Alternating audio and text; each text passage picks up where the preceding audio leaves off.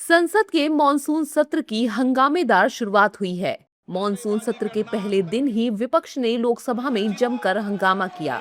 राम मंदिर चढ़ावा चोरी और नीट पेपर लीक समेत कई मुद्दों पर चर्चा की मांग की। नारेबाजी करना, तख्तियां लहराना उचित नहीं है। आज प्रश्नकाल की कार्यवाही शुरू होते ही विपक्षी दलों के सदस्य वेल में आ गए और चंदा चोरी के मुद्दे पर चर्चा की मांग को लेकर जोरदार हंगामा शुरू कर दिया। इसके साथ ही विपक्षी सांसदों ने तख्तियां लहराना शुरू कर दिया। संसद वैसे ऐसा हो नहीं सकता कि विपक्ष को पता ना हो कि प्रश्नकाल में सांसद अपने अपने सवाल पूछते हैं, लेकिन सियासत जो न कराए वो कम है। राम मंदिर चढ़ावा चोरी को मुद्दा बनाकर विपक्ष मोदी सरकार को घेरने की कोशिश कर रहा है। वहीं लोकसभा में विपक्ष के हंगामे पर स्पीकर ओम बिरला ने सांसदों से सदन की परंपरा का पालन करने की अपील की। स्पीकर ओम बिरला ने कहा कि तख्तियां लहराना सदन की परंपरा नहीं है। लोकसभा की कार्यवाही चलने दें, सभी सदस्यों को पर्याप्त मौका दिया जाएगा। लेकिन विपक्षी सांसदों पर स्पीकर की अपील का कोई असर नहीं हुआ और हंगामा जारी रहा। चर्चा नहीं करना चाहते। सदन की कार्रवाई आज 12 बजे भारी हंगामे के बाद लोकसभा की कार्यवाही स्थगित हो गई। सवाल यही है कि इस हंगामे से जनता को क्या मिला। वैसे आज के हंगामे का ट्रेलर सर्वदलीय बैठक में ही मिल गया था। 18वीं लोकसभा का 9वां संसदीय सत्र 13 अगस्त तक चलेगा। सवाल यही है कि इस दौरान जनता के मुद्दे उठेंगे या सिर्फ सियासी शोर सुनाई देगा। वहीं प्रधानमंत्री मोदी को उम्मीद है कि मॉनसून सत्र बहुत फायदेमंद साबित होगा। सवाल यही है कि आखिर विपक्ष बिना शोर के जनता के मुद्दे क्यों नहीं उठा रहा। अब देखना होगा कि आने वाले दिनों संसद की कार्यवाही चलती है या फिर हंगामे की भेंट चढ़ती है। आज से संसद का मॉनसून सत्र शुरू हो गया, लेकिन पहले ही दिन सदन में सियासत का पारा चढ़ गया। सत्र शुरू होने से पहले प्रधानमंत्री नरेंद्र मोदी ने मीडिया को संबोधित किया, देश की उपलब्धियां गिनाई, विक्रम-1 रॉकेट की कामयाबी का जिक्र किया और बातों बातों में लोकसभा में विपक्ष के नेता और कांग्रेस सांसद राहुल गांधी पर तंज भी कसा। दरअसल पीएम मोदी हाल ही में देश की पहली प्राइवेट कंपनी स्काईरूट के विक्रम-1 रॉकेट के सफल लॉन्च का जिक्र कर रहे थे। तभी उन्होंने कहा कि अंतरिक्ष में झंडा गाड़ने वाले युवाओं की औसत उम्र 28 साल है और मैं किसी 56 साल के युवा की बात नहीं कर रहा हूं। मैं किसी 56 साल के नौजवान की बात नहीं कर रहा हूं। मैं देश के ये स्टार्टअप ने 28 के एवरेज वाले नौजवानों ने अंतरिक्ष में भारत का झंडा गाड़ दिया है।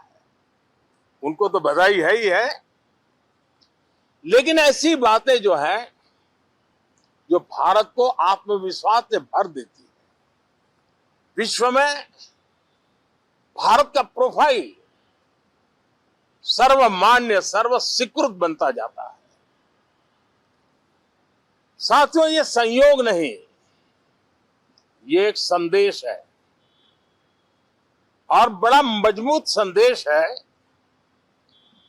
कि हमारे देश के युवाओं की क्षमता और उनकी आकांक्षा अंतरिक्ष जितनी असीम है। यही नहीं, प्रधानमंत्री ने विपक्ष को नसीहत भी दी और कहा कि जहां तथ्य और तर्क होते हैं वहां तूफान की जरूरत नहीं पड़ती। और मुझे पक्का विश्वास है, जहां तथ्य होते हैं, जहां तर्क होते हैं, वहां तूफान के लिए जगह नहीं होती है।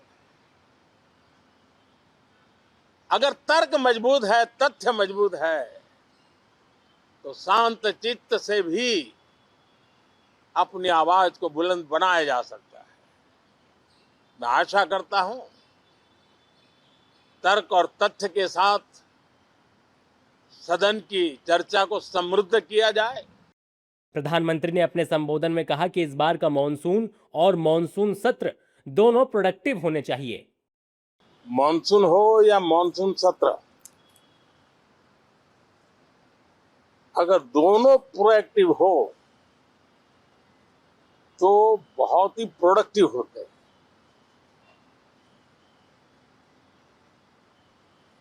और दोनों को प्रोडक्टिव होते हैं तो देश का कल्याण होता है, जीव मात्र का कल्याण होता है। और इसलिए हम यही प्रार्थना करते हैं कि मॉनसून भी प्रोएक्टिव रहे, मॉनसून सत्र भी प्रोडक्टिव रहे। पीएम मोदी ने भले ही अपने संबोधन में विपक्षी सांसदों से सार्थक चर्चा की मांग की, लेकिन विपक्ष अपनी आदत से मजबूर है।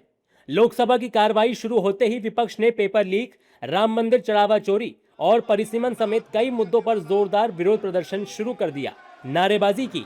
हंगामा इतना बड़ा कि लोकसभा अध्यक्ष ओम बिरला को कार्यवाही स्थगित करनी पड़ी। यानी हर बार की तरह इस बार भी पहले ही दिन संसद में बहस से ज्यादा शोर सुनाई दिया। सरकार का दावा है कि इस सत्र में कई अहम विधेयक और राष्ट्र महत्व के मुद्दों पर चर्चा होगी। वहीं विपक्ष सरकार को हर मुद्दे पर घेरने की तैयारी में है। बाहर पीएम मोदी का 56 साल के युवा वाला तंज और अंदर विपक्ष का जोरदार हंगामा। तस्वीर साफ है। मॉनसून सत्र की शुरुआत ही बता रही है कि आने वाले 25 दिन संसद में सियासी टकराव, तीखे वार पलटवार और गर्मागर्म बहसों से भरपूर रहने वाले हैं। देश दुनिया की हर बड़ी सटीक और भरोसेमंद खबर के लिए अभी विजिट करें हमारी वेबसाइट nowuttarpradesh.com और nownoida.com, क्योंकि यहां सिर्फ सुर्खियां नहीं बल्कि पूरी जानकारी मिलेगी।